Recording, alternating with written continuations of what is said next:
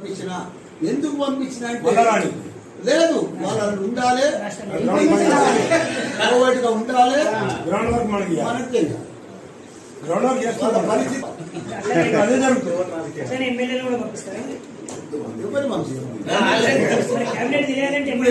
కాదు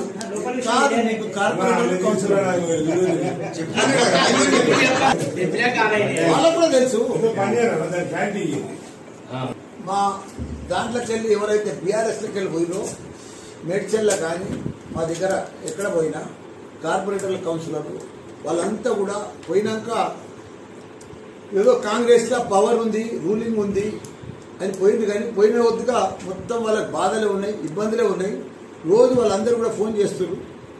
మేము వచ్చేస్తామన్నా మేము ఉండలేకపోతున్నాం ఇలా మేము భరించలేకపోతున్నాము మాకు పాత వాళ్ళతోటి కాంగ్రెస్ వాళ్ళతోటి బాగా ఇబ్బందికరం అవుతుంది నేను అన్న ఈ ఎలక్షన్ దాకా ఉండరు ఎంపీ ఎలక్షన్ దాకా మన ఎంపీ గెలుస్తున్నాడు మన ఎమ్మెల్యే కూడా గెలుస్తున్నది మీరు అట్లనే ఉండరు ఆ తర్వాత మనం చూసుకుందాం మనలో ఉండే ఇక్కడ ఓటేయమని చెప్పిన వాళ్ళు కూడా అదే సంతోషంగా అదే చెప్పింది